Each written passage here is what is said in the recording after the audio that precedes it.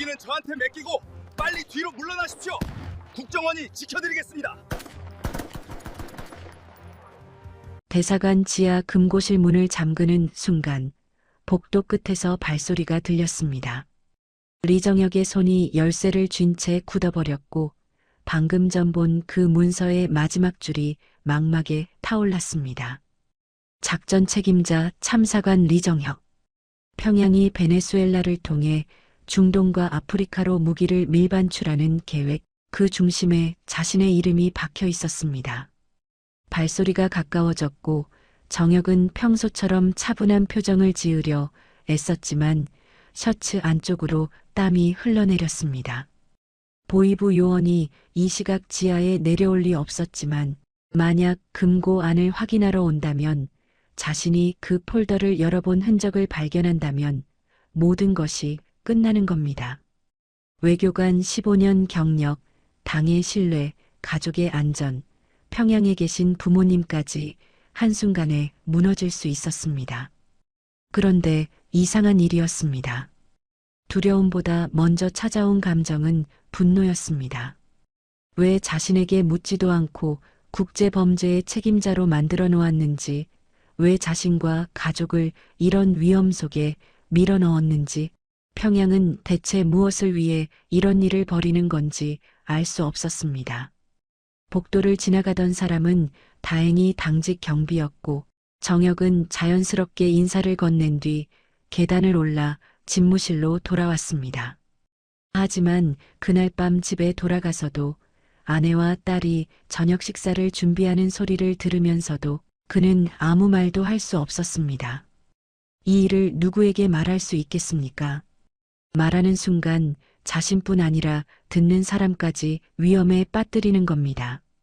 그날 밤 정혁은 처음으로 생각했습니다. 평양으로 돌아가지 않는다면 어떻게 될까? 이 베네수엘라 땅에서 다른 삶을 시작한다면 무슨 일이 벌어질까? 자유라는 단어가 정말 존재하는 것일까? 그러나 동시에 알고 있었습니다. 탈출은 배신을 의미하고 배신은 평양에 남은 모든 이들의 파멸을 뜻한다는 것을요. 그 이야기를 지금부터 들려드리겠습니다. 여유가 되시는 분들은 구독 버튼을 눌러주시면 감사하겠고, 좋아요는 이런 이야기를 더 많은 분들께 전하는 힘이 됩니다. 지금 이 사연을 듣고 계신 지역을 댓글로 남겨주시면 따뜻한 인사를 전하겠습니다. 카라카스의 오후는 언제나 뜨거웠습니다. 북한 베네수엘라 대사관 참사관실 창문으로 쏟아지는 햇살이 책상 위 서류를 하얗게 태웠고, 정혁은 평양에서 온 암호 전문을 해독하는 중이었습니다. 외교관 생활 15년, 그는 평양 외무성에서 인정받는 핵심 간부였고 마두로 정권과의 관계 유지라는 중요한 임무를 맡고 있었습니다. 아내 한미경은 같은 대사관 영사과에서 근무했고 18살 딸 리수지는 카라카스 국제학교를 다니며 스페인어와 영어에 모두 능통했습니다. 겉으로 보기에는 해외 주재 외교관 가족의 안정된 삶이었습니다. 하지만 베네수엘라의 현실은 그들이 평양에서 배운 것과 달랐습니다. 거리에는 쓰레기가 넘쳐났고 슈퍼마켓 진열대는 텅 비어 있었습니다. 하이퍼 인플레이션으로 화폐 가치가 매일 떨어졌고 국민들은 달러를 구하기 위해 거리로 쏟아져 나왔습니다. 대사관 직원들조차 평양에서 오는 배급이 끊긴 지 오래였고 현지 시장에서 식료품을 사야 했습니다. 정혁은 매일 보고서를 작성하면서 이상한 감정을 느꼈습니다. 평양은 베네수엘라를 사회주의의 성공 사례로 선전했지만 현장에서 본 것은 무너져가는 국가였습니다. 여보, 오늘 대사님이 당신 찾으시던데요. 저녁 식사 자리에서 미경이 말했습니다. 정혁은 수저를 들다 멈췄습니다. 무슨 일로요? 금고 정리하라고 하시던데요. 평양에서 새 지침이 왔나 봐요. 그날이 바로 사흘 전이었습니다. 정혁은 대사의 지시를 받고 지하 금고실로 내려갔고 오래된 문서 파일을 정리하던 중 숨겨진 폴더를 발견했습니다. 평범한 외교 문서 뒤에 끼워져 있던 얇은 파일이었는데 표지에 극비 마이너스 열람 제한이라는 붉은 도장이 찍혀 있었습니다. 호기심보다는 직무상 확인해야 한다는 생각에 폴더를 열었고 그 순간부터 정혁의 삶은 달라졌습니다. 대남미 전략물자 이동작전 계획서 첫 장 제목이었습니다. 내용을 읽으면서 정혁의 얼굴에서 혈색이 빠져나갔습니다. 평양이 베네수엘라 항구를 이용해 중동과 아프리카로 무기를 밀반출하는 계획, 현지 부패 관료들과의 거래 내역, 자금 세탁 루트까지 상세하게 기록되어 있었습니다. 그리고 마지막 페이지에 작전 책임자 명단이 있었는데 그곳에 참사관 리정혁이라는 이름이 선명하게 박혀 있었습니다. 자신이 모르는 사이에 동의도 받지 않은 채 국제범죄의 책임자로 지정된 겁니다. 손이 떨렸습니다. 이 일이 발각되면 국제제재 대상이 되고 자신뿐 아니라 가족 전체가 위험해질 수 있었습니다. 평양은 책임을 자신에게 떠넘기고 필요하면 언제든 버릴 수 있었습니다. 외교관이라는 직함, 당원이라는 신분, 모든 것이 순식간에 족쇄로 변할 수 있다는 사실을 그 순간 깨달았습니다. 아빠, 괜찮으세요? 수진의 목소리에 정혁은 정신을 차렸습니다. 식탁에 앉아 있었지만 밥그릇 앞의 음식은 하나도 손대지 않았습니다. 응, 괜찮아. 오늘 일이 좀 많아서. 거짓말이었습니다. 괜찮지 않았습니다. 그날 밤 정혁은 잠을 이룰 수 없었고 새벽까지 천장을 바라보며 생각했습니다. 평양으로 돌아가면 어떻게 될까? 이 작전이 실행되면 자신은 어떤 역할을 해야 할까? 거부할 수 있을까? 거부하면 어떤 일이 벌어질까? 질문은 꼬리에 꼬리를 물었고 답은 하나도 없었습니다. 단 하나 분명한 것이 있었습니다. 이대로는 살 수 없다는 것, 변화가 필요하다는 것, 그러나 그 변화가 무엇인지는 아직 알 수 없다는 것이었습니다. 사흘이 지났습니다. 정혁은 평소와 똑같이 출근했고, 평소와 똑같이 회의에 참석했고, 평소와 똑같이 보고서를 작성했지만 그의 내면은 조금씩 무너지고 있었습니다. 대사관 회의실에서 대사가 발언하는 동안 정혁은 멍한 표정으로 창밖만 바라봤고 참모들이 베네수엘라 경제 상황을 논의할 때도 고개만 끄덕일 뿐 제대로 된 의견을 내놓지 못했습니다. 회의가 끝난 후 대사가 정혁을 불러 세웠습니다. 참사관 동무, 요즘 컨디션이 안 좋아 보이는데. 대사의 목소리에는 걱정보다 의심이 섞여 있었습니다. 정혁은 최대한 담담하게 대답했습니다. 최근 업무량이 많아서 그런 것 같습니다. 곧 괜찮아질 겁니다. 건강관리 잘하시오. 평양에서 곧 중요한 지시가 내려올 텐데 참사관 동무가 빠지면 곤란하오. 그 말에 정혁의 등골이 서늘해졌습니다. 중요한 지시라는 것이 혹시 그 무기 밀반출 작전과 관련된 것은 아닐까? 자신에게 구체적인 역할을 지시하는 것은 아닐까? 집무실로 돌아온 정혁은 책상 앞에 앉아 손으로 얼굴을 감쌌습니다. 숨이 막혔습니다. 사방이 벽이었고 출구는 보이지 않았습니다. 그날 저녁 정혁이 대사관을 나서 주차장으로 걸어가는 순간이었습니다. 주머니 속 휴대전화가 진동했고 화면에 낯선 번호가 떴습니다. 베네수엘라 현지 번호였지만 본 적 없는 숫자 조합이었습니다. 문자였습니다. 스페인어로 쓰여 있었습니다. 당신 가족의 미래를 함께 이야기하고 싶습니다. 내일 오후 3시 알타미라 광장 분수대 앞. 정혁의 손이 얼어붙었습니다. 누가 보낸 것일까? 베네수엘라 정보당국일까? 아니면 다른 누군가일까? 그런데 이상했습니다. 만약 베네수엘라 당국이라면 굳이 이런 식으로 접촉할 이유가 없었고 북한 보위부라면 더더욱 문자 같은 흔적을 남기지 않았을 겁니다. 그렇다면 남은 가능성은 하나뿐이었습니다. 국정원이었습니다. 정혁은 차에 타서도 시동을 걸지 못했습니다. 문자를 읽고 또 읽었습니다. 당신 가족의 미래. 그들은 알고 있었습니다. 정혁이 지금 내적 갈등을 겪고 있다는 것을, 변화를 원하고 있다는 것을, 출구를 찾고 있다는 것을요.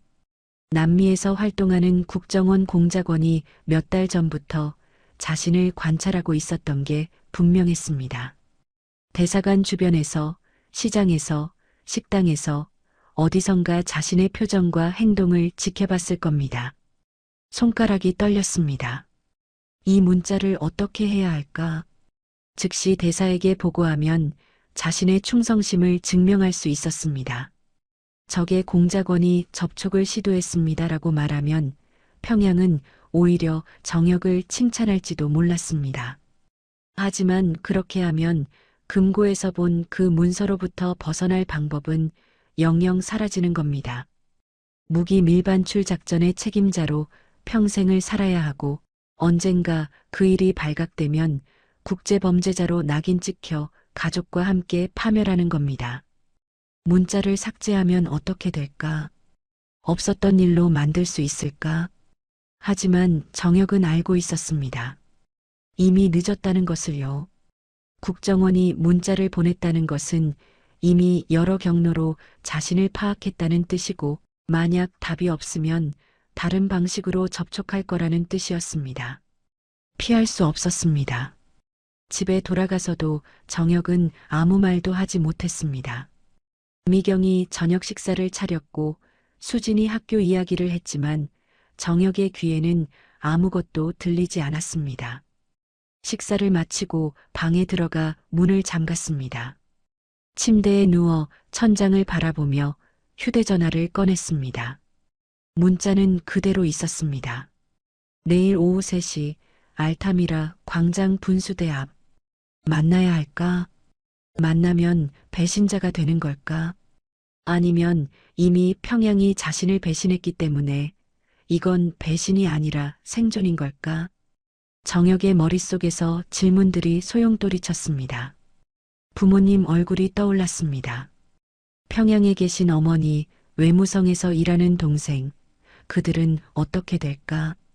자신이 탈북하면 연좌제로 수용소에 끌려갈 겁니다. 하지만 동시에 딸 수진의 얼굴도 떠올랐습니다. 국제학교 친구들과 자유롭게 웃던 모습, 스페인어로 농담하던 모습, 평양으로 돌아가면 영영 사라질 그 표정들이요. 자정이 넘었습니다. 정혁은 화장실로 갔습니다. 거울 속 자신의 얼굴은 낯설었습니다. 언제부터 이렇게 야위었을까? 언제부터 눈밑이 이렇게 처졌을까? 세면대에 찬물을 받아 얼굴을 씻었지만 정신은 맑아지지 않았습니다. 휴대전화를 다시 꺼내 문자를 읽었습니다. 삭제 버튼에 손가락을 올렸습니다. 누르면 끝나는 겁니다. 하지만 손가락은 움직이지 않았습니다. 새벽 2시였습니다. 카라카스의 밤은 고요했고 대사관 숙소 창밖으로 가로등 불빛만 깜빡였습니다. 정혁은 침대에 앉아 마지막 결정을 내렸습니다. 문자를 삭제하지 않았습니다. 대신 새 폴더를 만들어 그 메시지를 옮겨 저장했습니다. 보관한다는 것은 선택지를 열어둔다는 뜻이었습니다. 만날 수도 있고 만나지 않을 수도 있지만 적어도 가능성은 남겨두겠다는 뜻이었습니다. 휴대전화를 끄고 이불을 덮었지만 잠은 오지 않았습니다. 정혁은 자신이 이미 선택의 기로에 섰다는 것을, 그리고 어느 쪽을 선택하든 대가를 치러야 한다는 것을 알고 있었습니다. 평양에 남으면 범죄자의 삶을, 떠나면 배신자의 삶을 살아야 했습니다. 둘 다 지옥이었고 둘 중 어느 것이 덜 뜨거운 불인지 가늠할 수 없었습니다. 이틀이 더 지났습니다. 주말이 왔고 대사관은 조용했습니다. 정혁은 그 이틀 동안 알타미라 광장에 가지 않았습니다. 문자는 답하지 않았지만 삭제하지도 않았고 국정원 요원은 더 이상 연락하지 않았습니다. 하지만 정혁은 알고 있었습니다.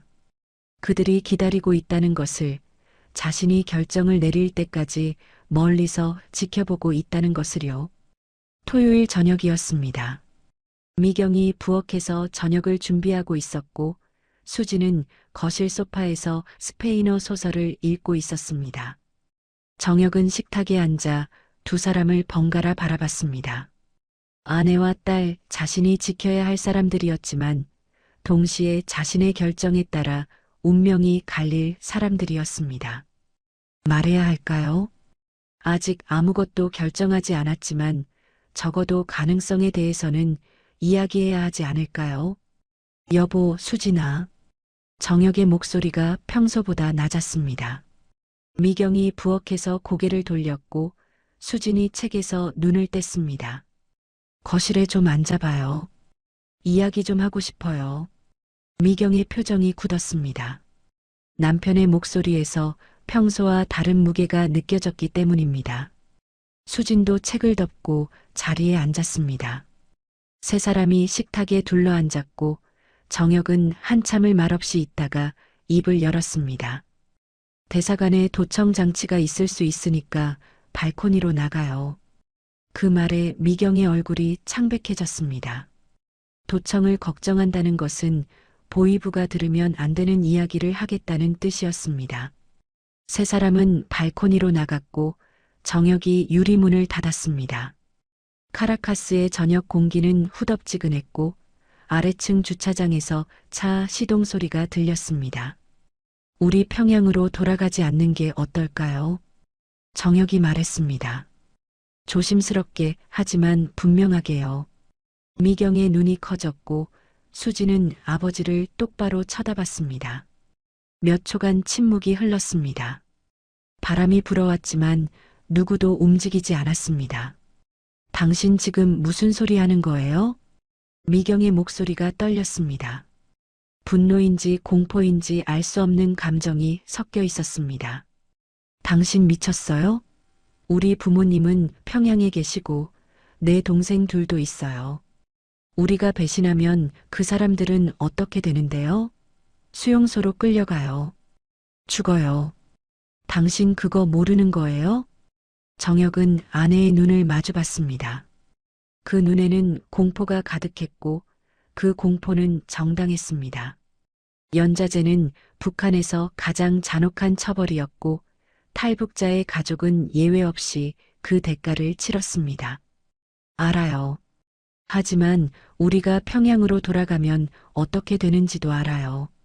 나는 지금 국제범죄에 연루되어 있어요. 평양이 나를 무기 밀반출 작전 책임자로 만들어놨어요. 내가 동의한 적도 없는데 말이에요. 미경의 얼굴에 당혹감이 스쳤습니다. 남편이 무슨 말을 하는지 이해가 가지 않았습니다. 무슨 무기 밀반출이요? 당신이 무슨 일을 하는데요? 나도 몰랐어요. 며칠 전에 금고에서 우연히 발견했어요. 베네수엘라를 통해 중동으로 불법 무기를 넘기는 계획이 있고 그 책임자 명단에 내 이름이 있어요. 이 일이 발각되면 우리는 국제 제재를 받아요. 그때 평양은 나를 보호하지 않아요. 책임을 나한테 떠넘기고 우리 가족을 버릴 거예요. 미경이 손으로 입을 막았습니다. 믿을 수 없다는 표정이었지만 남편의 눈빛에서 거짓을 찾을 수 없었습니다. 그때 수진이 입을 열었습니다. 아빠, 나는 이 생활이 정말 싫어요. 정혁과 미경이 동시에 딸을 봤습니다. 수진의 목소리는 차분했지만 단단했습니다. 국제학교 친구들은 자유롭게 꿈을 꾸는데 나는 평양에 돌아가면 당이 정해준 사람과 결혼해야 하고 의사나 교원이 되어야 해요. 내가 원하는 게 아니라 당이 원하는 삶을 살아야 해요. 나는 내 인생을 살고 싶어요. 미경이 딸에게 다가가 어깨를 잡았습니다. 너 지금 무슨 소리 하는 거야?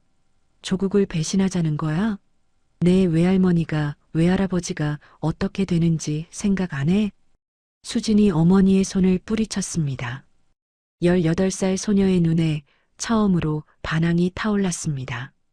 엄마는 자유가 뭔지 모르잖아요. 평생 평양에서만 살았으니까. 나는 여기서 다른 삶을 봤어요. 사람들이 정부를 비판해도 감옥에 안 가고, 좋아하는 음악을 듣고, 보고 싶은 영화를 보고, 사랑하는 사람을 스스로 선택하는 세상을요. 엄마는 그게 당연하지 않다고 생각하지만 나는 그게 당연한 거라고 생각해요. 이해가 지금. 미경의 목소리가 높아졌습니다. 정혁이 재빨리 아내의 팔을 잡았습니다. 여보, 목소리 낮춰요. 옆집에서 들어요. 하지만 미경은 멈추지 않았습니다. 당신들은 내 가족을 죽이자는 거예요. 내 엄마, 아빠, 동생들을 수용소에 보내자는 거예요. 그렇게 해서 우리만 편하게 살자는 거예요? 정혁이 아내의 두 손을 잡았습니다. 나도 내 부모님 생각해요. 내 동생도 있어요. 하지만 우리가 평양으로 돌아가도 그분들을 지킬 수 없어요. 이 무기 거래건이 터지면 우리 가족 전체가 무너져요. 그때는 당신 부모님도 내 부모님도 모두 연루돼요.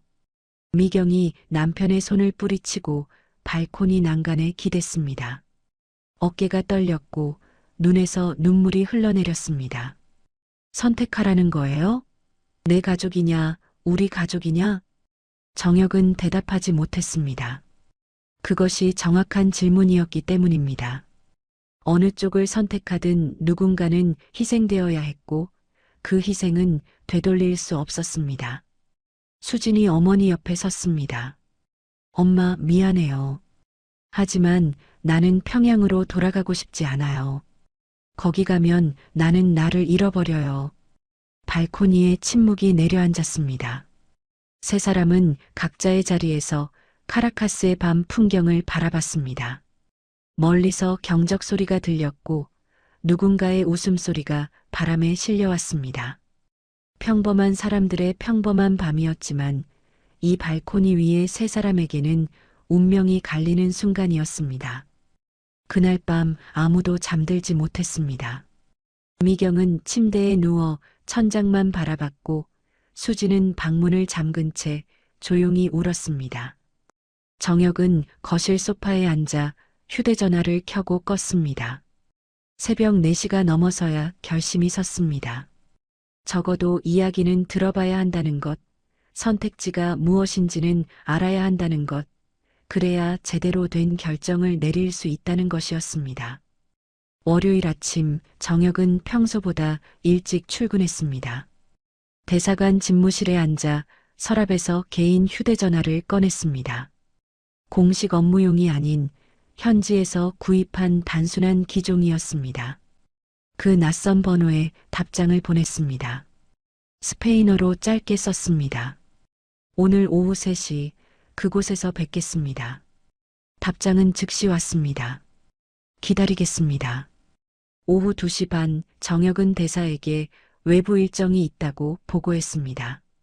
베네수엘라 외교부 관계자를 만난다는 거짓말이었습니다. 대사는 고개를 끄덕였지만 눈빛에는 여전히 의심이 남아 있었습니다. 정혁은 평소처럼 차분하게 대사관을 나섰고 자신의 차를 몰고 알타미라 광장으로 향했습니다. 광장은 평소처럼 사람들로 붐볐습니다. 노점상들이 과일을 팔고 아이들이 분수대 주변에서 뛰어놀고 노인들이 벤치에 앉아 신문을 읽었습니다. 정혁은 차에서 내려 천천히 분수대 쪽으로 걸어갔습니다. 주변을 경계했습니다. 보이부 요원이 미행하고 있을 가능성은 낮았지만 조심해야 했습니다. 분수대 앞 벤치에 한 남자가 앉아 있었습니다. 40대 중반쯤 보이는 평범한 차림의 남자였고 베네수엘라 현지 사업가처럼 보였습니다. 정혁이 다가가자 남자가 미소를 지으며 일어났습니다. 참사관님, 시간 내주셔서 감사합니다. 저는 김 실장이라고 합니다. 유창한 스페인어였지만 미묘한 억양에서 한국어가 모국어임을 알 수 있었습니다. 악수를 청했고 정혁은 잠시 망설이다 손을 내밀었습니다. 그 순간 정혁은 깨달았습니다. 이 악수가 선을 넘는 행위라는 것을, 돌아갈 수 없는 강을 건너기 시작했다는 것을요. 여기는 너무 개방된 곳입니다. 조용한 곳으로 옮기시죠. 김 실장이 광장 모퉁이의 작은 카페를 가리켰습니다. 두 사람은 걸어서 이동했고 카페 구석 자리에 앉았습니다. 김 실장이 에스프레소 2잔을 주문했고 웨이터가 사라지자 본론으로 들어갔습니다. 참사관님께서 지금 어떤 상황에 계신지 우리는 알고 있습니다. 무기 밀반 출건, 책임자 명단, 그리고 참사관님이 그 일에 동의하지 않으셨다는 것까지요. 정혁의 등에 식은땀이 흘렀습니다. 어떻게 알았을까? 금고는 대사관 지하 깊숙한 곳에 있었고 그곳에 접근할 수 있는 사람은 극소수였습니다. 놀라실 필요 없습니다. 우리는 남미에서 오랫동안 활동해왔고 북한 대사관 내부에도 정보원이 있습니다. 중요한 건 참사관님과 가족분들이 위험하다는 겁니다. 평양은 이미 참사관님을 의심하고 있고 조만간 귀국 명령이 내려올 겁니다. 김 실장의 목소리는 침착했지만 그 내용은 정혁의 심장을 얼어붙게 만들었습니다. 우리는 도울 수 있습니다. 참사관님과 가족분들을 안전하게 대한민국으로 모실 수 있습니다. 어떻게요? 정혁이 처음으로 입을 열었습니다. 목소리가 갈라졌습니다. 김 실장이 작은 수첩을 꺼내 펼쳤습니다. 손으로 가린 채 보여줬습니다. 거기에는 지도와 경로가 그려져 있었습니다. 콜롬비아 국경까지는 육로로 6시간입니다. 우리 팀이 차량과 안전요원을 배치하고 베네수엘라 경찰과 군부를 피할 수 있는 루트를 확보했습니다. 국경을 넘으면 콜롬비아 보고타로 이동하고 거기서 일주일 정도 은신합니다. 그 다음 파나마를 거쳐 미국으로 넘어가고 미국에서 대한민국 여권을 받아 인천으로 입국하십니다. 전 과정에 약 보름이 걸립니다. 정혁은 숨을 참고 들었습니다. 구체적이었습니다. 즉흥적인 계획이 아니라 오랜 준비 끝에 나온 시나리오였습니다. 비용은 전액 우리가 부담하고 한국 도착 후 정착 지원금과 주거, 직업 알선까지 제공됩니다. 참사관님 가족이 새로운 삶을 시작하는데 필요한 모든 것을 지원합니다. 너무 좋은 조건이었습니다. 그래서 의심스러웠습니다. 세상에 공짜는 없다는 것을 정혁은 알고 있었습니다. 대가가 뭡니까? 김 실장이 잠시 커피를 마셨습니다. 주변을 살피고 몸을 앞으로 기울였습니다. 참사관님이 가지고 계신 정보를 원합니다. 남미 공장망 전체 구조, 요원 명단, 암호 체계, 자금 이동 경로, 무기 거래 루트까지요. 참사관님은 15년간 외교관으로 일하셨고 베네수엘라뿐 아니라 쿠바, 볼리비아, 니카라과 네트워크까지 파악하고 계실 겁니다. 정혁의 손이 떨렸습니다. 그것은 단순한 탈북이 아니었습니다. 조직 전체를 무너뜨리는 배신이었습니다. 남미에서 활동하는 수십 명의 요원들이 정혁의 정보 때문에 신원이 노출될 것이고 공장망이 와해될 것이고 평양의 남미 전략이 붕괴될 것이었습니다. 그건 배신입니다. 아닙니다. 김 실장이 단호하게 말했습니다. 평양이 참사관님을 먼저 배신했습니다. 동의도 없이 범죄의 책임자로 만들고 필요하면 언제든 버릴 준비를 하고 있습니다. 참사관님은 생존을 위해 선택하는 겁니다. 배신이 아니라 자구책입니다. 정혁은 대답하지 못했습니다. 논리적으로는 맞는 말이었지만 감정적으로는 받아들이기 어려웠습니다. 15년간 함께 일한 동료들의 얼굴이 떠올랐습니다. 그들도 자신처럼 평양의 명령에 따라 움직이는 사람들이었습니다. 그들을 넘기는 것이 정당화될 수 있을까요? 시간이 없습니다. 김 실장이 시계를 봤습니다. 평양은 이미 보위부 요원을 파견했습니다. 일주일 안에 참사관님께 귀국 명령이 떨어질 겁니다. 그 전에 결정하셔야 합니다. 일주일입니다. 그 이후에는 우리도 도울 수 없습니다. 김 실장이 주머니에서 작은 USB를 꺼내 테이블 위에 놓았습니다. 이 안에 암호화 프로그램이 들어 있습니다. 참사관님이 가진 정보를 정리해서 이 USB에 담아 주십시오. 그리고 연락 주시면 즉시 작전을 개시하겠습니다. 정혁은 USB를 바라봤습니다. 손바닥만 한 작은 물건이었지만 그 안에 담길 내용은 수많은 사람의 운명을 바꿀 것이었습니다. 손을 뻗어 USB를 집어야 할까요? 아니면 일어나서 나가야 할까요? 참사관님, 김 실장이 마지막으로 말했습니다. 따님 생각하십시오. 18살입니다. 평양으로 돌아가면 당이 정한 삶을 살아야 합니다. 자유를 경험한 아이가 그 삶을 견딜 수 있을까요? 그 말에 정혁의 손이 움직였습니다. USB를 집어 주머니에 넣었습니다. 배신자가 되는 길이었습니다. 카페를 나와 차로 돌아오는 동안 정혁의 다리가 후들거렸습니다. 운전석에 앉아 시동을 걸었지만 한참을 그대로 있었습니다. 주머니 속 USB가 뜨겁게 느껴졌고 그것이 착각이라는 것을 알면서도 손을 주머니에서 뗄 수 없었습니다. 받았다는 것은 고려하겠다는 뜻이었고 고려한다는 것은 이미 반쯤 결정했다는 뜻이었습니다. 정혁은 백미러로 자신의 얼굴을 봤습니다. 낯선 사람이 거기 있었습니다. 대사관으로 돌아가지 않았습니다. 집으로 향했습니다. 미경과 수진이 없는 오후 시간이었습니다. 미경은 대사관 영사과 근무 중이었고 수진은 학교에 있었습니다. 정혁은 서재로 들어가 문을 잠갔습니다. 책상 서랍 깊숙한 곳에서 개인 노트북을 꺼냈습니다.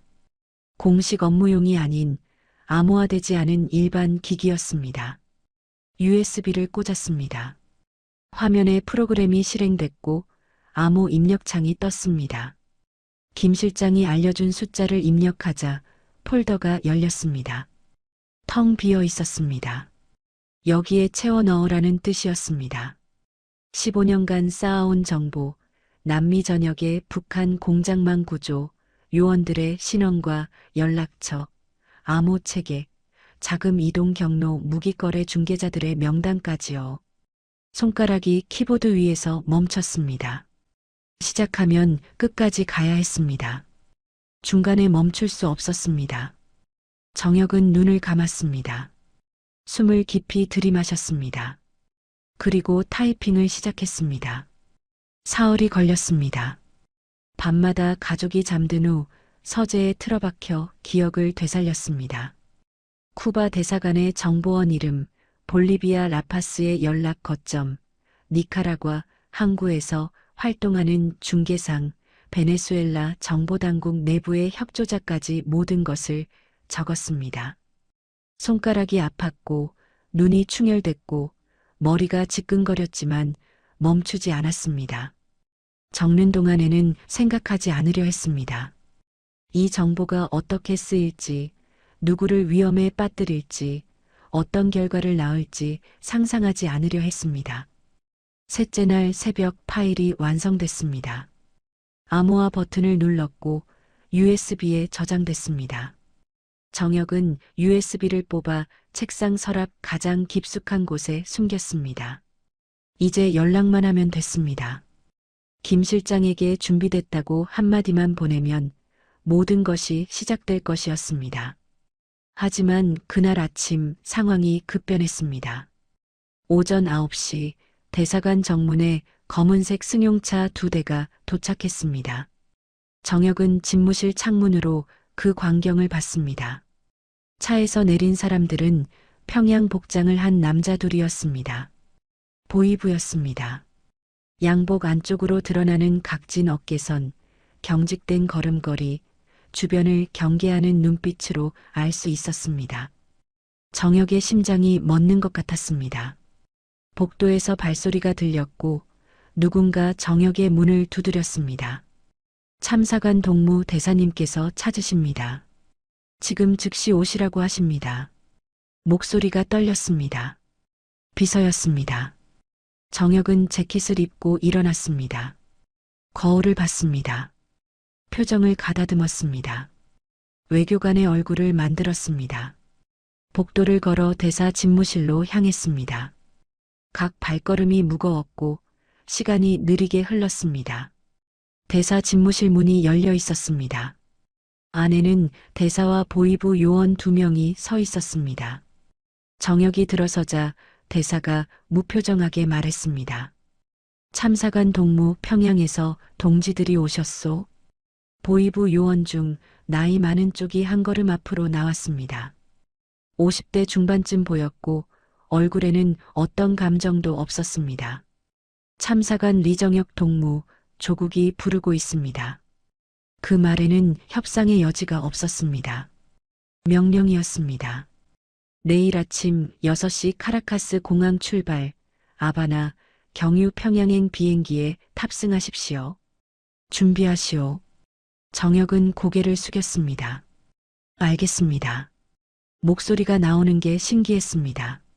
몸이 떨리지 않는 것도 신기했습니다. 평생 훈련받은 대로 움직이고 있었습니다. 참고로 보이부 요원이 서류 하나를 꺼내 책상 위에 놓았습니다. 이번 귀국은 단순 복귀가 아닙니다. 조사가 있을 예정입니다. 정혁이 서류를 받습니다. 겉표지에 붉은 글씨로 극비라고 적혀 있었습니다. 펼쳤습니다. 첫 장에 제목이 보였습니다. 반당 반혁명 혐의 조사 대상자 명단. 그 아래 자신의 이름이 있었습니다. 혈압이 떨어지는 느낌이었습니다. 시야가 흐려졌다가 다시 선명해졌습니다. 반당 반혁명 혐의라는 것은 사형을 의미했습니다. 최소한 정치범 수용소였습니다. 부인과 따님도 함께 귀국하셔야 합니다. 보이부 요원이 덧붙였습니다. 가족 전체 귀국 조치입니다. 내일 아침까지 준비 완료하십시오. 정혁은 고개를 끄덕였습니다. 대답할 힘이 없었습니다. 대사가 손짓으로 나가라는 신호를 보냈습니다. 정혁은 집무실을 나왔고 복도를 걸어 화장실로 향했습니다. 다리가 휘청거렸고 벽을 짚어야 했습니다. 화장실 문을 잠그고 변기 뚜껑을 닫고 앉았습니다. 손이 떨렸습니다. 이제 떨림을 숨길 필요가 없었습니다. 주머니에서 휴대전화를 꺼냈습니다. 개인 전화였습니다. 김 실장의 번호를 찾았습니다. 문자를 작성했습니다. 내일 아침 평양행. 오늘 밤 결행.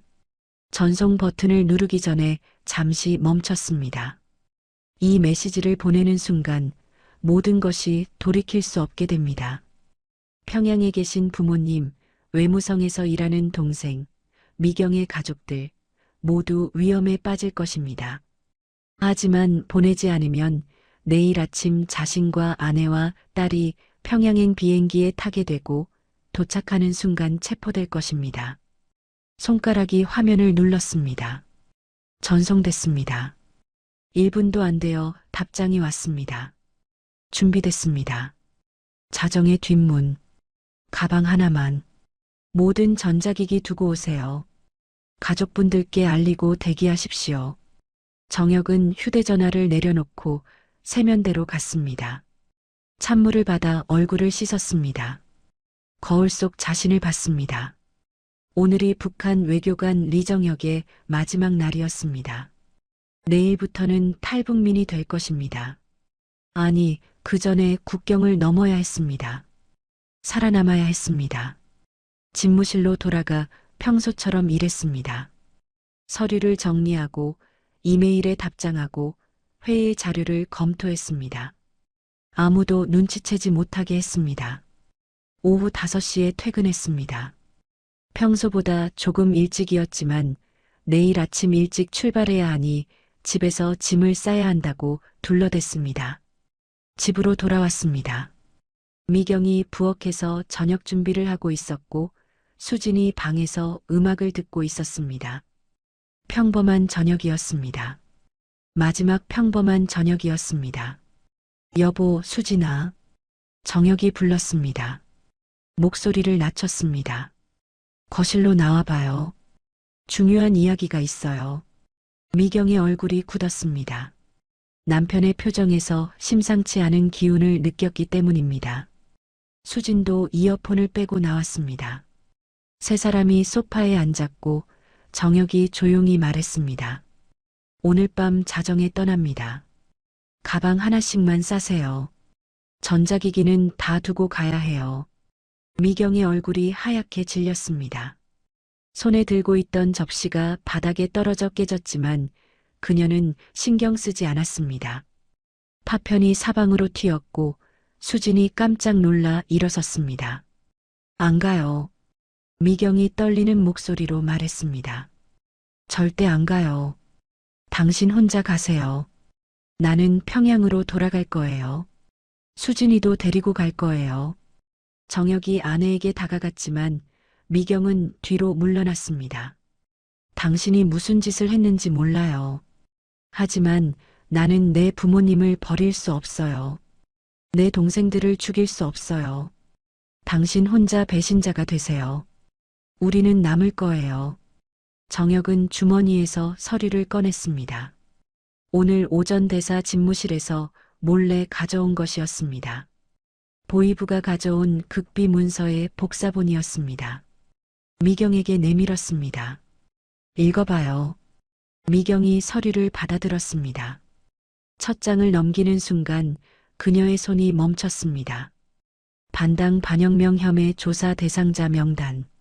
그 아래 남편의 이름이 적혀 있었고 옆에 작은 글씨로 가족 전원 연좌 조치 예정이라고 쓰여 있었습니다. 우리 셋 다 끝났어요. 정혁이 조용히 말했습니다.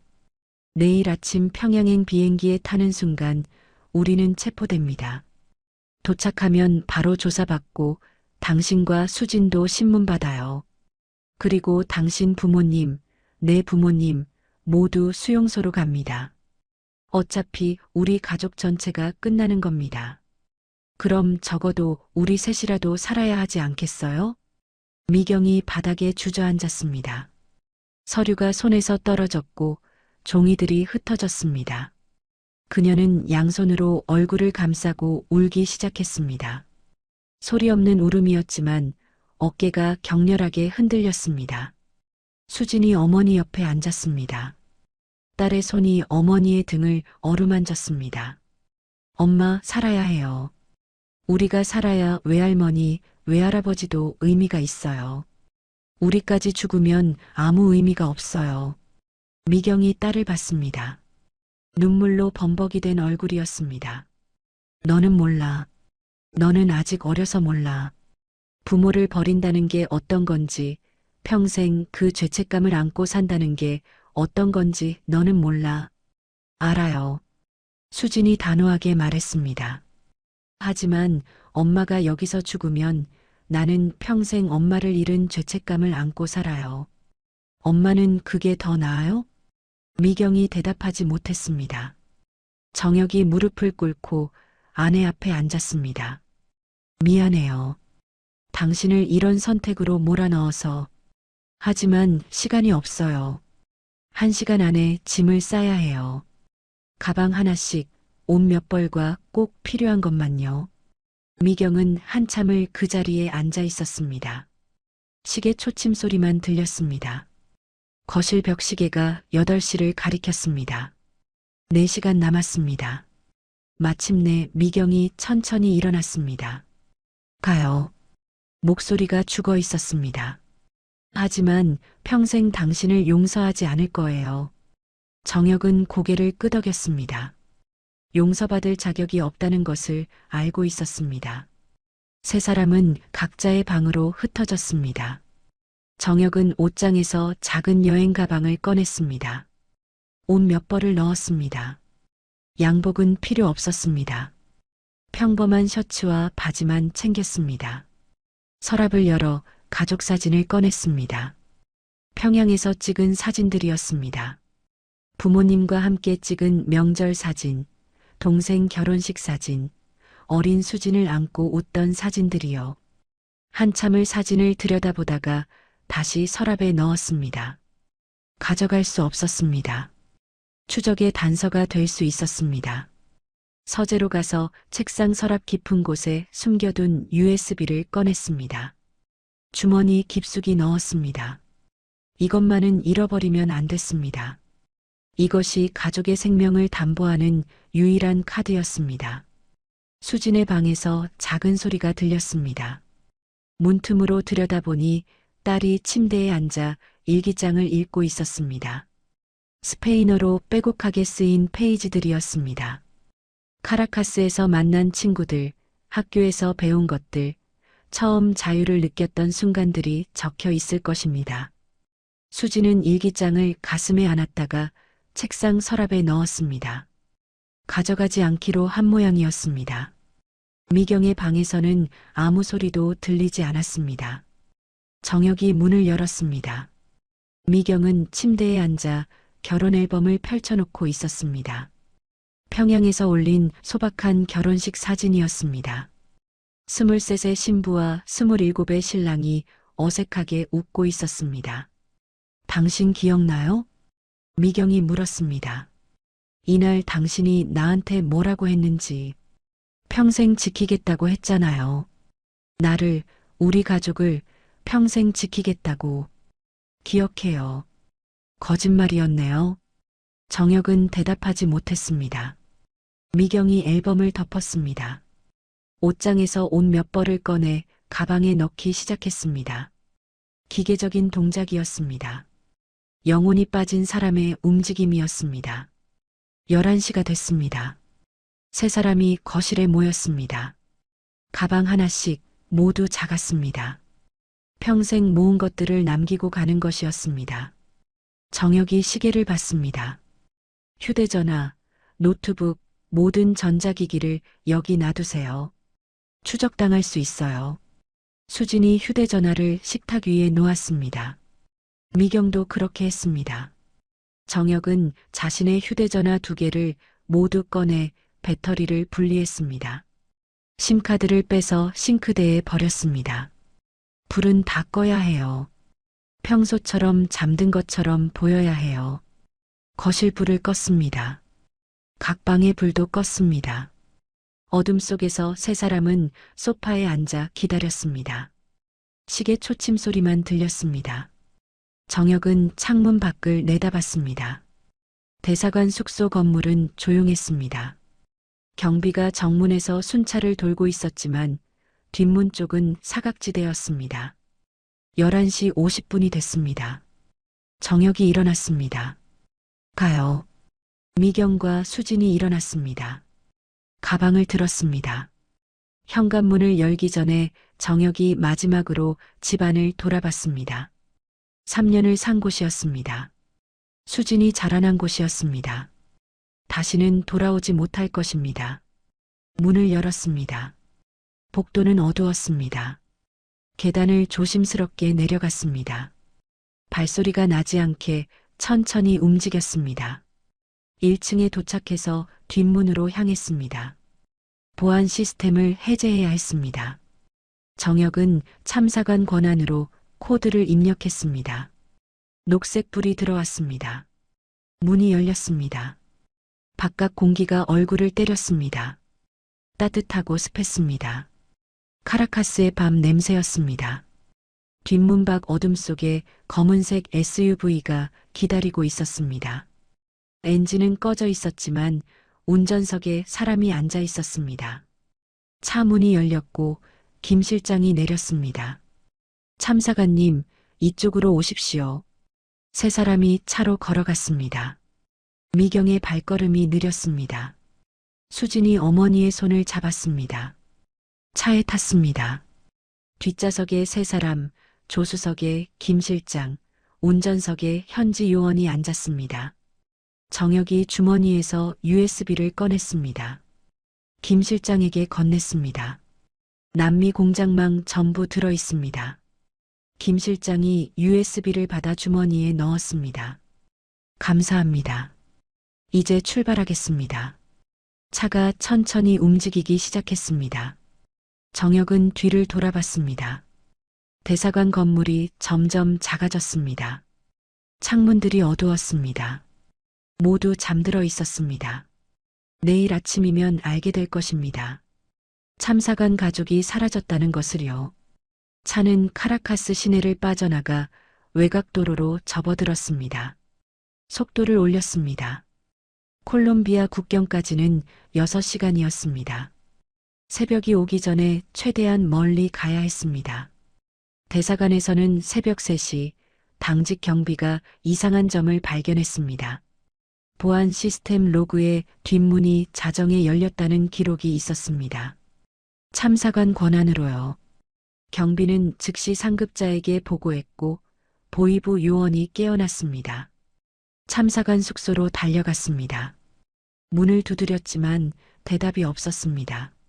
문을 부수고 들어갔습니다. 텅 비어 있었습니다. 보위부 요원의 얼굴이 굳었습니다. 무전기를 꺼내 평양에 보고했습니다. 참사관 리정혁 가족 도주. 즉시 추격 지시 요청합니다. 추격이 시작됐습니다. SUV는 카라카스 외곽 고속도로를 달렸고 헤드라이트 불빛만이 어둠을 가르며 앞을 비췄습니다. 운전석의 현지 요원이 계기판을 확인했습니다. 시속 130km였습니다. 더 빨리 갈 수도 있었지만 어둠 속 산길에서 사고라도 나면 끝이었습니다. 김 실장이 무전기를 확인하며 뒤를 돌아봤습니다. 아직 괜찮습니다. 2시간 정도 여유가 있어요. 하지만 그의 목소리에는 확신이 없었습니다. 정혁은 뒷좌석에서 창밖을 봤습니다. 캄캄한 산자락이 스쳐 지나갔고 가끔 멀리 마을 불빛이 보였습니다. 미경은 눈을 감고 있었지만 잠들지 못했고 수지는 어머니 어깨에 기댄 채 떨고 있었습니다. 새벽 4시였습니다. 카라카스에서 약 200km 떨어진 지점이었습니다. 국경까지는 아직 절반도 오지 못했습니다. 그때 김 실장의 무전기에서 잡음과 함께 목소리가 들렸습니다. 현지 협력자였습니다. 김 실장님, 상황 안 좋습니다. 베네수엘라 정보당국이 북한 대사관 요청으로 전국 경찰에 긴급 지령 내렸어요. 국경 검문소 전부 경계 태세입니다. 김 실장의 얼굴이 굳었습니다. 우리를 특정했나요? 차량 정보는 모르지만 북한 외교관 가족 3명, 남자 1명, 여자 1명, 소녀 1명이라는 신상은 이미 공유됐어요. 국경 통과 불어, 발견 즉시 체포 명령입니다. 정혁이 앞으로 몸을 기울였습니다. 그럼 어떻게 합니까? 국경을 못 넘는 겁니까? 김 실장이 지도를 펼쳤습니다. 손전등으로 비추며 손가락으로 경로를 짚었습니다. 공식 검문소는 포기해야 합니다. 비공식 루트로 가야 해요. 여기 산악지대 밀수업자들이 쓰는 길이 있어요. 포장도 안 된 험한 길이지만 검문소를 피할 수 있습니다. 시간이 얼마나 더 걸립니까? 2시간 더요. 그리고 위험합니다. 길이 좁고 가파르고 밀수업자들과 마주칠 수도 있어요. 선택의 여지가 없었습니다. 운전사가 다음 분기점에서 고속도로를 벗어나 산으로 들어가는 비포장도로로 접어들었습니다. 차체가 심하게 흔들렸고 수진이 작은 비명을 냈습니다. 미경이 딸을 꼭 안았습니다. 길은 점점 좁아졌습니다. 양쪽으로 나무가 우거졌고 차 바퀴가 돌 위를 지나갈 때마다 둔탁한 소리가 났습니다. 속도를 낮춰야 했습니다. 시속 40km로 느릿느릿 올라갔습니다. 정혁은 시계를 봤습니다. 새벽 5시였습니다. 해가 뜨기 시작하면 더 위험해질 것입니다. 그때였습니다. 뒤에서 헤드라이트 불빛이 보였습니다. 하나가 아니었습니다. 둘이었습니다. 빠르게 따라붙고 있었습니다. 김 실장이 뒤를 돌아봤습니다. 경찰입니다. 속도 올리세요. 운전사가 엑셀러레이터를 밟았지만 비포장도로에서 속도를 내기 어려웠습니다. 뒤따르는 차량은 점점 가까워졌습니다. 사이렌 소리가 들렸습니다. 확성기로 스페인어 음성이 울려 퍼졌습니다. 앞 차량, 즉시 정지하시오. 정지하지 않으면 발포합니다. 김 실장이 운전사에게 소리쳤습니다. 무시하고 가세요. 멈추면 끝입니다. 총성이 울렸습니다. 경고 사격이었습니다. 하늘로 쏜 것이지만 다음은 차를 겨냥할 것입니다. 수진이 비명을 질렀고 미경이 딸의 머리를 눌러 숙였습니다. 정혁도 몸을 낮췄습니다. 또 총성이 울렸습니다. 이번에는 차체에 맞았습니다. 뒷유리에 금이 갔습니다. 김 실장이 권총을 꺼냈습니다. 창문을 내리고 뒤를 향해 쏘기 시작했습니다. 경찰차 한 대의 헤드라이트가 깨졌지만 추격은 멈추지 않았습니다. 국경까지 얼마나 남았어요? 정혁이 소리쳤습니다. 30km, 40분. 너무 멀었습니다. 이 상태로 40분을 버틸 수 없었습니다. 경찰차가 옆으로 붙었습니다. 나란히 달리며 창문으로 총을 겨눴습니다. 운전사가 핸들을 꺾어 경찰차를 밀어냈습니다. 금속이 부딪히는 소리가 요란했고 경찰차가 비틀거리며 뒤로 밀렸습니다. 하지만 다른 경찰차가 앞으로 나왔습니다. 길을 막으려 했습니다. 운전사가 브레이크를 밟지 않고 그대로 돌진했습니다. 충돌 직전 경찰차가 옆으로 비켰고 SUV가 그 사이를 빠져나갔습니다. 아슬아슬한 순간이었습니다. 산길은 더 가팔라졌습니다. 고도가 올라가면서 공기가 차가워졌습니다. 안개가 끼기 시작했고 시야가 흐려졌습니다. 하지만 그것은 양날의 검이었습니다. 경찰도 앞을 보기 어려웠지만 운전사도 마찬가지였습니다. 새벽 6시였습니다. 동쪽 하늘이 밝아지기 시작했습니다. 김 실장이 무전기로 연락했습니다. 국경 쪽 팀 응답하세요. 잡음 뒤로 목소리가 들렸습니다. 여기 국경팀입니다. 상황 파악했습니다. 콜롬비아 쪽에서 대기 중입니다. 국경선까지만 오시면 됩니다. 베네수엘라 군인들은요? 검문소에 배치되어 있습니다. 무장 상태이고 통과 불어 명령 받았다고 합니다. 정면 돌파는 불가능합니다. 우회로는 산 쪽으로 100m 우회하면 국경 철책이 약한 지점이 있습니다. 거기로 도보 월경 가능합니다. 김 실장이 뒤를 돌아봤습니다. 경찰차들이 여전히 따라오고 있었습니다. 도보요? 이 상황에서요? 다른 방법이 없습니다. 차로는 검문소를 못 통과합니다. 김 실장이 운전사에게 지시했습니다. 검문소 500m 전방에 차를 세우세요. 차가 멈췄습니다. 경찰차들도 뒤에서 멈췄습니다. 대치 상황이었습니다. 김 실장이 문을 열고 내렸습니다. 총을 들고 엄호 자세를 취했습니다. 참사관님 가족분들 내리세요. 뛰어야 합니다. 정혁이 먼저 내렸습니다. 미경과 수진의 손을 잡고 끌어냈습니다. 가방은 차에 두고 갔습니다. 김 실장이 산 쪽을 가리켰습니다. 저쪽으로 뛰세요. 국경선까지 100m입니다. 경찰들이 차에서 내렸습니다. 총을 겨눴습니다. 스페인어로 외쳤습니다. 손 들고 엎드려라. 저항하면 사살한다. 김 실장이 경찰을 향해 발포했습니다. 경고 사격이었지만 경찰들이 엄폐물 뒤로 숨었습니다. 그 사이 정혁은 가족을 이끌고 산으로 뛰기 시작했습니다. 나무 사이를 헤치며 앞으로 나아갔습니다. 미경이 넘어졌습니다. 정혁이 일으켰습니다. 수진이 울면서 뛰었습니다. 뒤에서 총성이 요란했습니다. 김 실장과 운전사가 경찰과 총격전을 벌이고 있었습니다. 시간을 벌어주는 것이었습니다. 정혁은 뒤돌아보지 않고 앞만 봤습니다. 국경선이 보였습니다. 철책이었습니다. 높이는 2미터 정도였고 철조망이 느슨하게 쳐져 있었습니다. 저기요. 저기가 국경이에요. 정혁이 소리쳤습니다. 철책까지 50미터였습니다.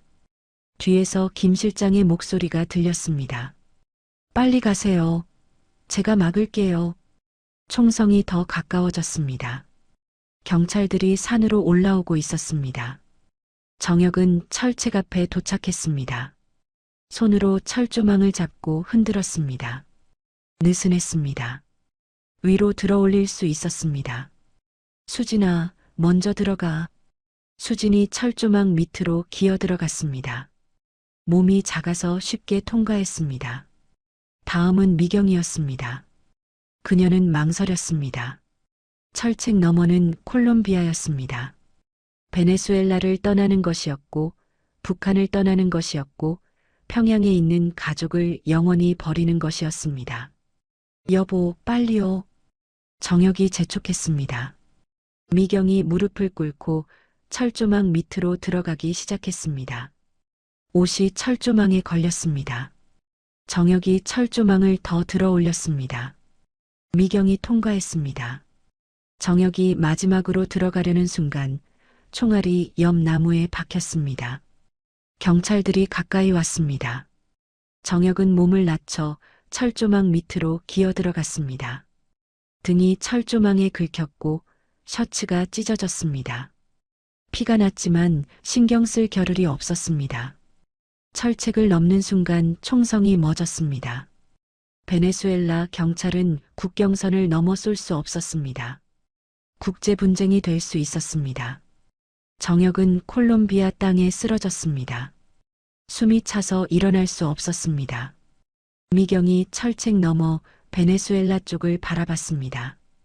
경찰들이 철책 앞에 서 있었습니다. 총을 내렸지만 표정은 차가웠습니다.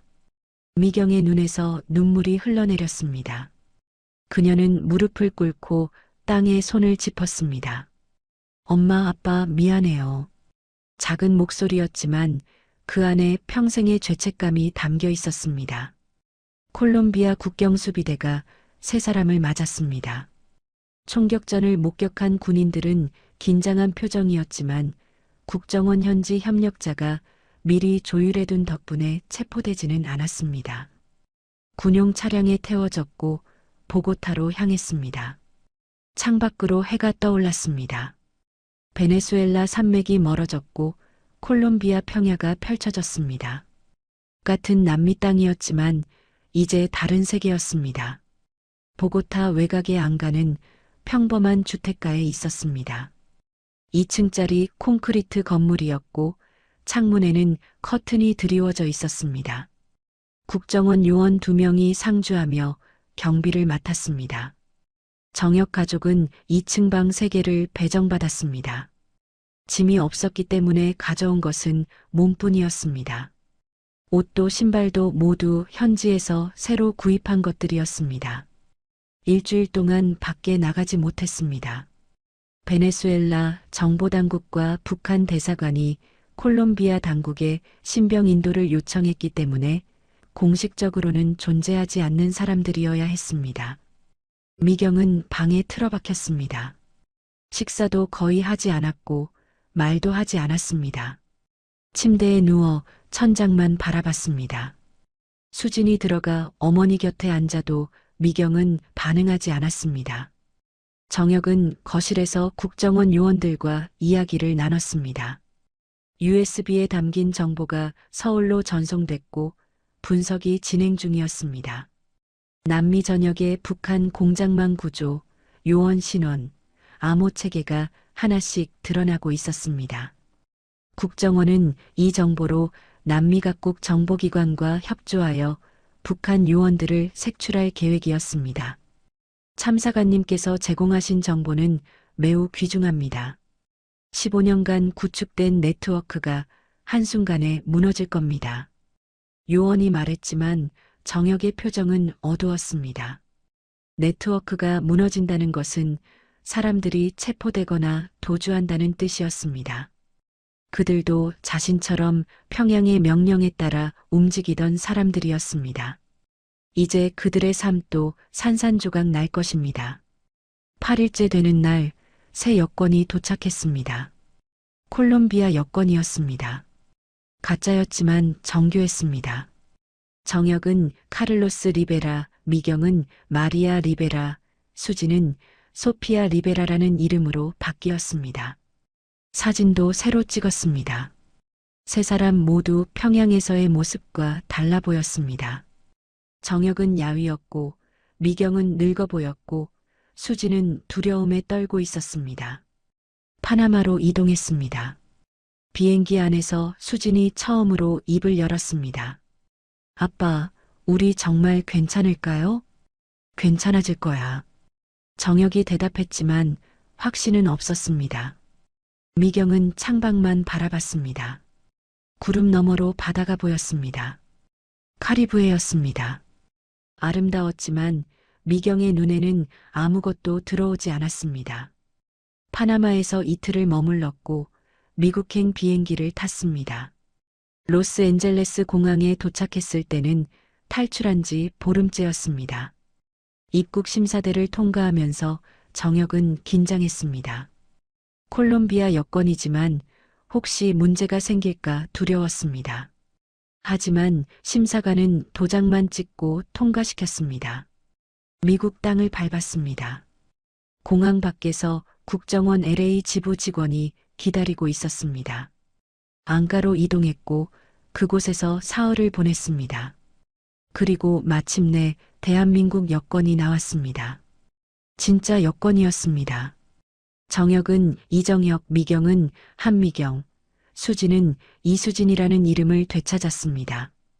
북한 이름 그대로였지만 이제는 대한민국 국민이었습니다.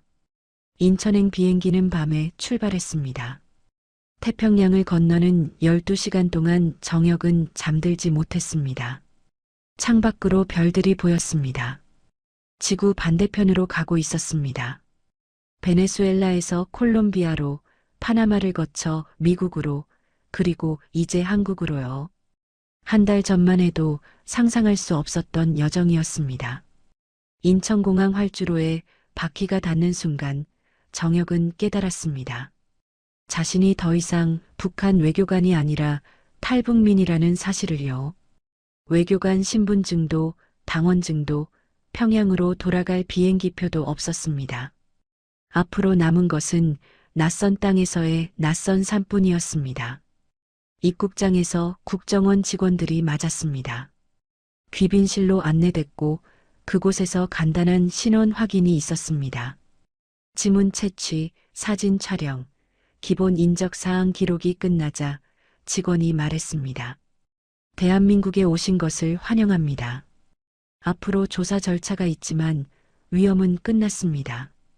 위험은 끝났다는 말이 공허하게 들렸습니다. 총격전은 끝났지만 진짜 고통은 이제 시작이었습니다. 미경은 귀빈실 소파에 앉아 고개를 숙이고 있었습니다. 어깨가 작게 떨렸습니다. 조사는 일주일 동안 계속됐습니다. 국정원 남산 청사 지하 조사실에서 정혁은 하루에 8시간씩 질문에 답했습니다. 남미 공장망, 무기거래 루트, 암호 체계, 평양의 지시 체계까지 모든 것을 털어놨습니다. USB에 담긴 정보를 하나씩 확인하고 보충했습니다. 참사관님께서 제공하신 정보 덕분에 남미 공장망이 사실상 와해됐습니다. 쿠바에서 3명, 볼리비아에서 2명, 베네수엘라에서 5명이 신원이 노출되어 본국으로 급히 소환됐고 일부는 현지 당국에 체포됐습니다. 큰 기여를 하셨습니다. 조사관이 말했지만 정혁에게는 아무 기쁨도 없었습니다. 그 사람들의 얼굴이 떠올랐습니다. 함께 회의했던 동료들, 술잔을 나눴던 선배들, 자신을 따르던 후배들이요. 그들의 삶도 이제 무너졌고 가족들도 연좌제로 처벌받을 것입니다. 조사가 끝나고 정착 지원이 시작됐습니다. 서울 외곽의 작은 아파트가 배정됐습니다. 2층짜리 빌라였고 방 2개에 거실과 부엌이 있었습니다. 가구도 없었고 짐도 없었고 아무것도 없었습니다. 정착 지원금으로 필요한 것들을 하나씩 샀습니다. 침대, 식탁, 냉장고, 세탁기를 샀지만 집이 아니라 숙소 같았습니다. 미경은 거의 말을 하지 않았습니다. 밥을 먹고 설거지를 하고 빨래를 했지만 모든 동작이 기계적이었습니다. 밤이 되면 방에 들어가 문을 잠갔고 작은 울음소리가 새어나왔습니다. 정혁이 문을 두드려도 열지 않았습니다. 수진이 들어가 어머니를 안아도 미경은 반응하지 않았습니다. 어느 날 밤 정혁은 거실 창문 앞에 서서 서울 야경을 바라봤습니다. 불빛들이 반짝였습니다. 자유로운 도시였습니다.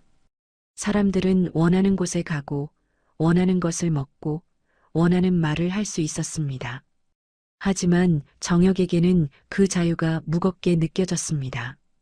거울 앞에 섰습니다. 자신을 봤습니다.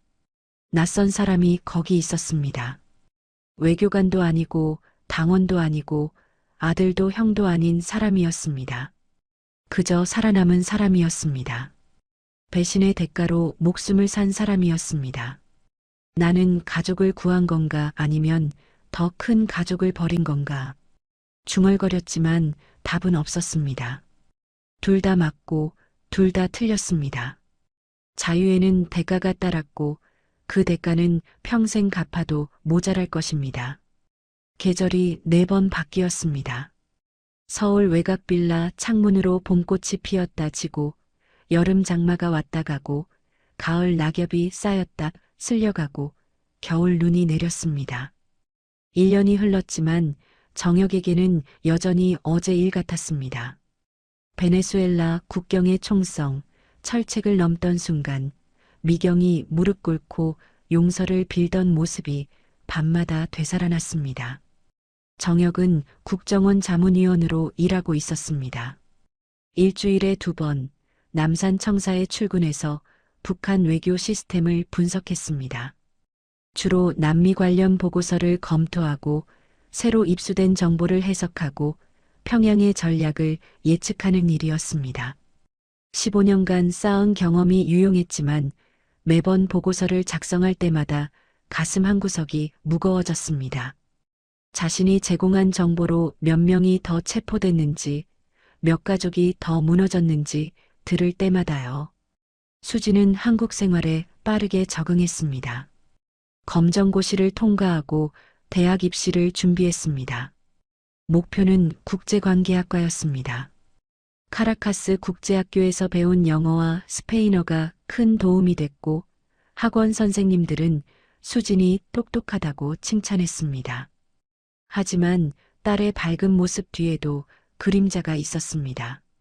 가끔 창밖을 멍하니 바라보거나 갑자기 눈물을 흘리거나 악몽에서 깨어나 비명을 지를 때가 있었습니다. 미경은 달랐습니다. 1년이 지났지만 그녀는 여전히 회복하지 못했습니다. 집 밖으로 거의 나가지 않았고 사람들을 만나지 않았고 말수가 점점 줄어들었습니다. 하루 종일 방에 앉아 창밖만 바라봤습니다. 정혁이 말을 걸어도 고개만 끄덕이거나 짧게 대답할 뿐이었습니다. 밤에는 여전히 작은 울음소리가 방문 틈새로 새어나왔습니다. 그러던 어느 날 탈북민 네트워크를 통해 소식이 들어왔습니다. 최근 탈북한 사람이 평양의 상황을 전했는데 그 안에 미경의 가족 이야기가 있었습니다. 정혁은 그 소식을 듣고 며칠 동안 아내에게 말하지 못했습니다. 하지만 숨길 수 없었습니다. 언젠가는 알게 될 것이고 다른 사람을 통해 듣는 것보다 자신이 직접 말하는 게 나았습니다. 저녁 식사 후였습니다. 수진이 방에서 공부하고 있을 때 정혁은 미경을 거실로 불렀습니다. 소파에 마주 앉았고 정혁은 한참을 말을 꺼내지 못했습니다. 미경이 먼저 물었습니다. 평양 소식인가요? 목소리가 떨렸습니다. 알고 있었던 겁니다. 언젠가 이런 날이 올 거라는 것을요. 당신 부모님과 동생들이 수용소로 보내졌어요. 미경의 얼굴이 하얗게 질렸습니다. 알고 있었지만 확인하는 순간은 달랐습니다. 어머니는 그곳에서 돌아가셨어요. 작년 겨울이었대요. 미경이 손으로 입을 막았습니다. 비명도 울음도 나오지 않았습니다. 그저 온몸이 떨렸습니다. 정혁이 다가가려 했지만 미경이 손을 들어 막았습니다. 가까이 오지 마세요. 그날부터 미경은 방문을 잠그고 나오지 않았습니다. 식사도 거부했습니다. 물만 조금 마셨습니다. 정혁과 수진이 문을 두드려도 대답이 없었습니다. 사흘째 되는 날 정혁은 걱정이 되어 문을 부수려 했습니다. 그때 방문이 천천히 열렸습니다. 미경이 나왔습니다. 얼굴은 해골처럼 야위어 있었고 눈은 충혈되어 있었고 입술은 갈라져 있었습니다. 거실로 걸어 나와 소파에 앉았습니다. 정혁과 수진이 옆에 앉았지만 미경은 말이 없었습니다. 여보, 정혁이 조심스럽게 불렀습니다. 미안해요. 당신 부모님을 지키지 못했어요. 미경이 천천히 고개를 돌렸습니다. 눈에는 감정이 없었습니다. 당신이 우리를 살렸지만 내 가족은 죽었어요. 당신 때문이에요. 그 말은 칼처럼 날카로웠습니다. 정혁은 고개를 숙였습니다. 부인할 수 없었습니다. 사실이었으니까요. 나는 평생 이 죄책감을 안고 살 거예요. 엄마가 수용소에서 추위에 떨다 돌아가셨다는 걸 알면서도 나는 여기서 따뜻한 방에 있어요. 엄마가 굶주렸다는 걸 알면서도 나는 여기서 밥을 먹어요. 어떻게 살아요? 어떻게 살 수 있어요? 미경의 목소리가 점점 커졌습니다.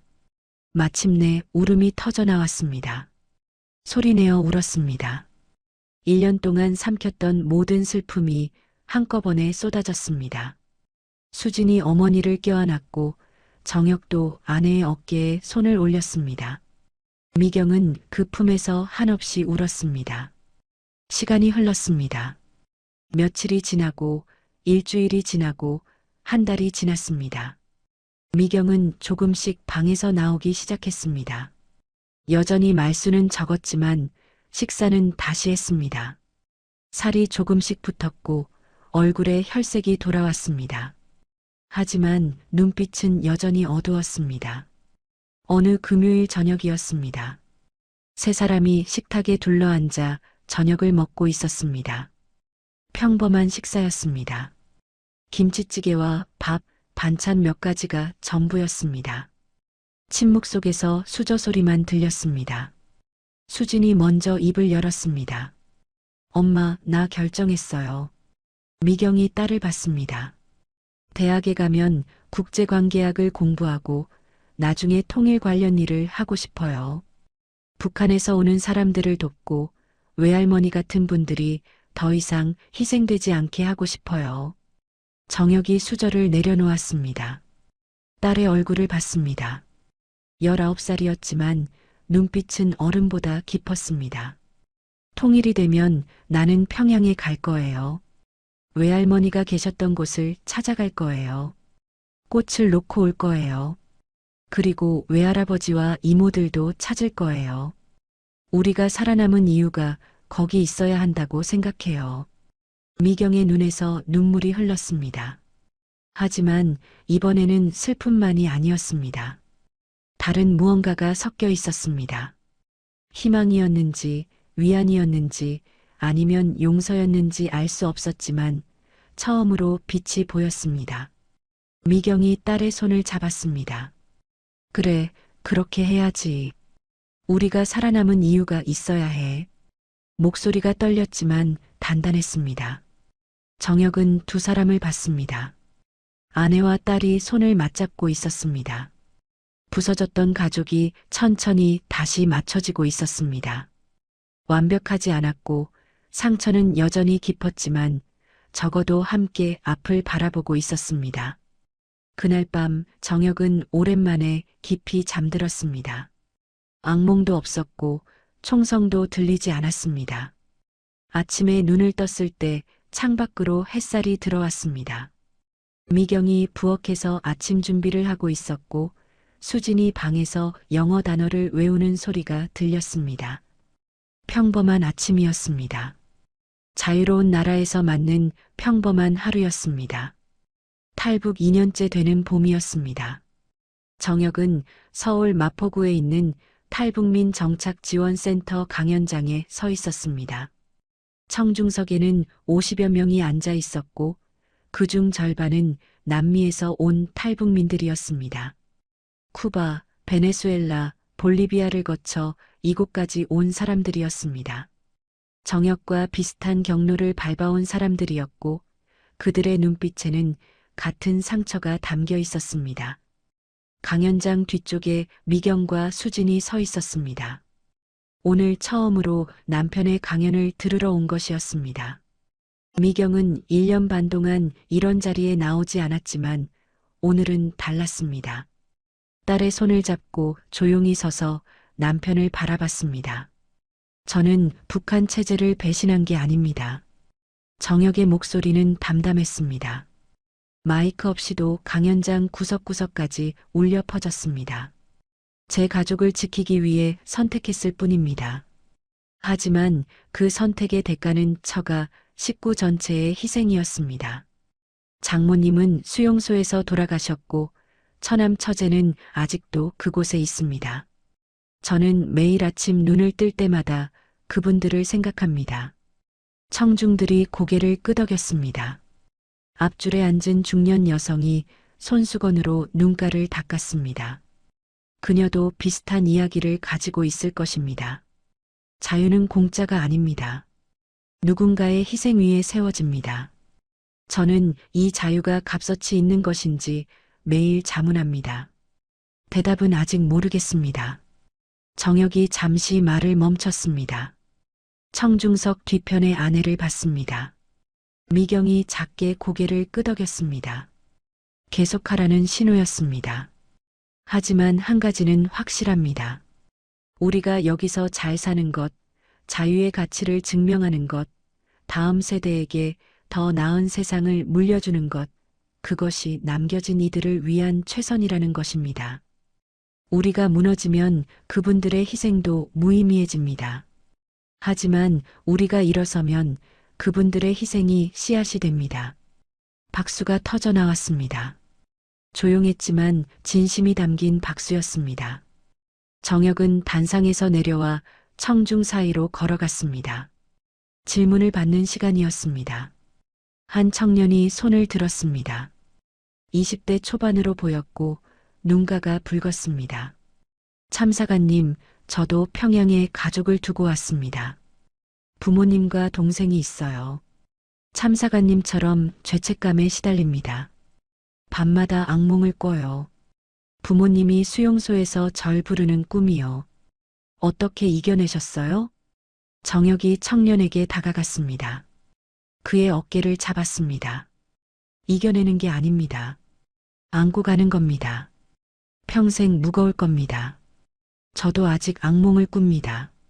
베네수엘라 국경의 총성이 들리고 철책을 넘던 순간이 반복되고 장모님께 용서를 구하는 꿈을 꿉니다.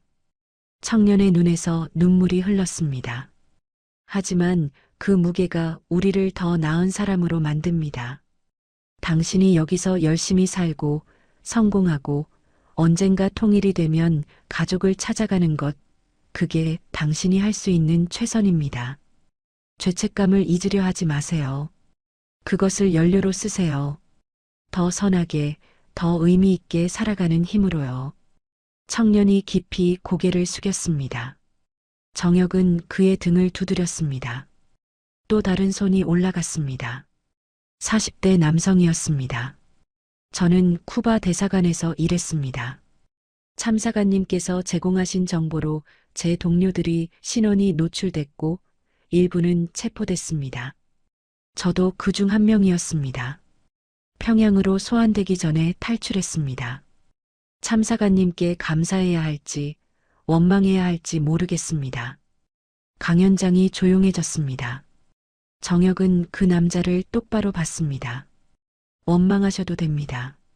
저는 당신의 삶을 망쳤습니다.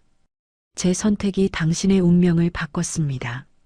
하지만 한 가지만 말씀드리고 싶습니다. 만약 제가 그 정보를 넘기지 않았다면 저와 제 가족은 지금 이 자리에 없었을 겁니다. 평양 어딘가의 수용소에 있거나 이미 죽었을 겁니다. 저는 제 가족을 선택했습니다. 그것이 이기적이라면 저는 이기적인 사람입니다. 남자가 한참을 정혁을 바라보다가 천천히 고개를 끄덕였습니다. 이해합니다. 저도 같은 상황이었다면 같은 선택을 했을 겁니다. 원망하지 않겠습니다. 대신 부탁이 있습니다. 잘 사십시오. 우리 모두의 희생이 의미 있도록요. 정혁이 그에게 손을 내밀었습니다. 남자가 그 손을 잡았습니다. 악수는 짧았지만 단단했습니다. 강연이 끝났습니다. 청중들이 하나둘 나가고 정혁은 단상 위에 홀로 남았습니다. 미경과 수진이 다가왔습니다. 미경이 남편의 손을 잡았습니다. 잘했어요. 짧은 말이었지만 그 안에 모든 것이 담겨 있었습니다. 용서, 이해, 그리고 함께 나아가겠다는 약속이요. 저녁, 집으로 돌아오는 길이었습니다. 지하철을 타고 세 사람이 나란히 앉았습니다. 퇴근 시간이라 사람들이 많았고 모두 피곤한 얼굴로 휴대전화를 보거나 졸고 있었습니다. 평범한 서울의 저녁 풍경이었습니다. 수진이 이어폰을 한쪽 빼고 아버지에게 내밀었습니다. 아빠, 이거 들어보세요. 요즘 제일 좋아하는 노래예요. 정혁이 이어폰을 꽂았습니다. 한국 가요였습니다. 가사를 알아듣지 못했지만 멜로디가 좋았습니다. 딸과 같은 음악을 듣는다는 것, 이어폰을 나눠 쓴다는 것, 이런 사소한 일상이 기적처럼 느껴졌습니다. 집에 도착했을 때 거실에서 익숙한 냄새가 났습니다. 미경이 아침에 준비해둔 된장찌개를 데우고 있었습니다. 밥을 짓고 김치를 꺼내고 계란말이를 부쳤습니다. 평범한 한국 가정의 저녁 준비였습니다. 수진아, 손 씻고 와서 상 차리는 거 도와줘. 네, 엄마. 딸이 부엌으로 달려갔습니다. 모녀가 함께 그릇을 나르고 수저를 놓고 반찬을 차렸습니다. 정혁은 소파에 앉아 그 모습을 봤습니다. 1년 반 전만 해도 미경은 방에서 나오지 않았고 수진은 울면서 잠들었습니다. 지금은 웃으며 식사 준비를 하고 있었습니다. 식탁에 둘러앉았습니다. 된장찌개, 김치, 계란말이, 시금치나물이 전부였지만 풍성했습니다. 수진아, 대학 원서는 다 준비했니? 미경이 물었습니다. 목소리에 생기가 돌아와 있었습니다. 네, 이번 주까지 마무리할 거예요. 국제관계학과 세 곳 지원할 거예요. 합격하면 뭐 하고 싶어? 정혁이 물었습니다. 1학년 때는 영어랑 중국어 열심히 공부하고 2학년 때부터 북한학 수업 들을 거예요. 그리고 통일 관련 동아리 활동도 하고 싶어요. 탈북민 학생들 모임에도 가입하려고요. 미경이 딸의 손을 잡았습니다. 엄마는 내가 뭘 하든 응원할게. 내가 행복하면 돼. 그리고 너무 무리하지 마. 세상을 혼자 다 구할 수는 없어. 알아요, 엄마. 하지만 할 수 있는 만큼은 하고 싶어요. 외할머니를 위해서라도요. 미경의 눈가가 붉어졌지만 눈물을 참았습니다. 이제는 우는 대신 웃으려 했습니다. 외할머니가 보시면 자랑스러워 하실 거야. 우리 외손녀 이렇게 훌륭하게 컸구나라고 말씀하실 거야. 식사 후 정혁은 창가에 섰습니다. 서울의 밤 풍경이 펼쳐졌습니다.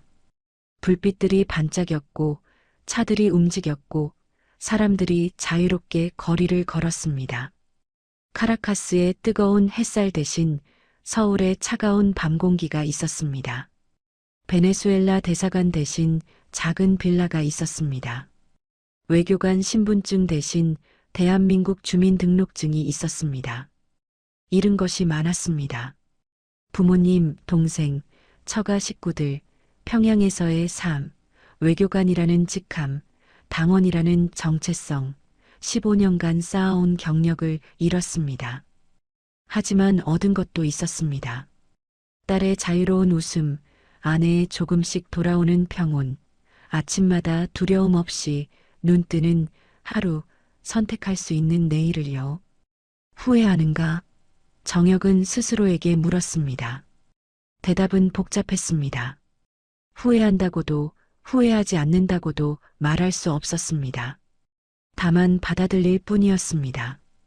이것이 자신이 선택한 길이고 그 선택의 무게를 평생 질 것이라는 사실을요.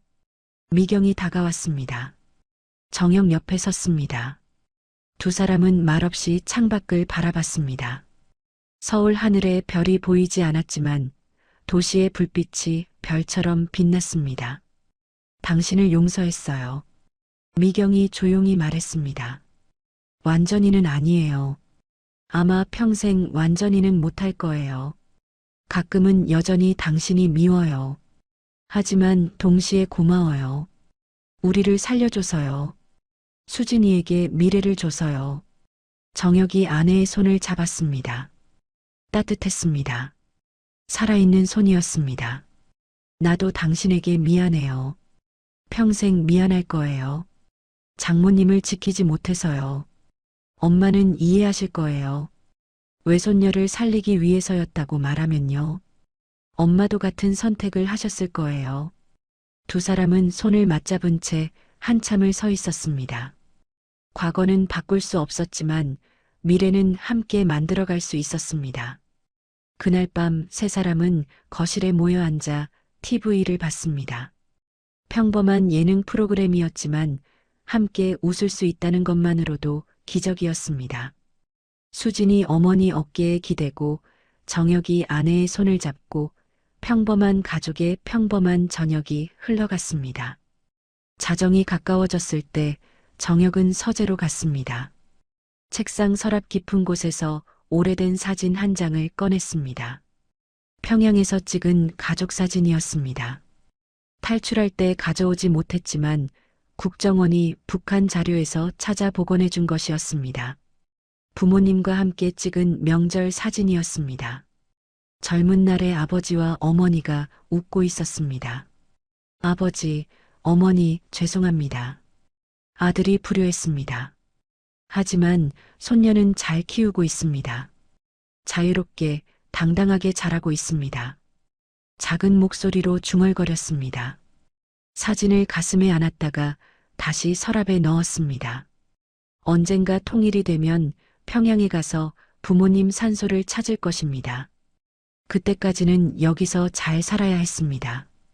그것이 아들이 할 수 있는 유일한 효도였습니다. 침대에 누웠습니다. 옆에서 미경이 잠들어 있었습니다. 고른 숨소리가 들렸습니다. 평화로운 잠이었습니다. 정혁은 천장을 바라봤습니다. 오늘은 악몽을 꾸지 않을 것 같았습니다. 여기까지가 리정혁 가족의 이야기입니다. 베네수엘라 카라카스 대사관에서 시작된 탈출은 콜롬비아 국경의 총성을 뚫고 파나마와 미국을 거쳐 대한민국까지 이어졌습니다. 그들은 지금도 서울 어딘가에서 자유를 배우며 살고 있습니다. 완벽하지 않지만 함께 있습니다. 상처투성이지만 치유되고 있습니다. 선택에는 언제나 대가가 따릅니다. 하지만 가족을 지키기 위한 선택이라면 그것은 결코 잘못된 것이 아닙니다. 비록 그 과정에서 다른 가족을 잃었다 해도 살아남은 사람들이 의미 있는 삶을 산다면 희생은 헛되지 않을 것입니다. 정혁은 매일 아침 거울을 보며 스스로에게 묻습니다. 오늘은 이 자유를 값어치 있게 만들 것인가? 오늘은 희생된 이들에게 부끄럽지 않게 살 것인가? 대답은 언제나 같습니다. 그렇다고요. 오늘도 자유를 찾아 위험을 무릅쓰는 이들이 있습니다. 국경을 넘고 총성을 피하고 가족과 이별하면서도 앞으로 나아가는 사람들이요. 그들의 용기를 기억해 주십시오. 그들이 선택한 자유가 값어치 있는 것임을 증명하는 것, 그것이 우리가 할 수 있는 일입니다. 이 이야기가 도움이 되셨다면 구독과 좋아요 부탁드립니다. 여러분의 관심이 이런 이야기를 더 많은 분들께 전하는 힘이 됩니다. 지금 이 사연을 듣고 계신 지역을 댓글로 남겨주시면 감사한 마음을 전하겠습니다. 다음에도 더 좋은 이야기로 찾아뵙겠습니다. 감사합니다.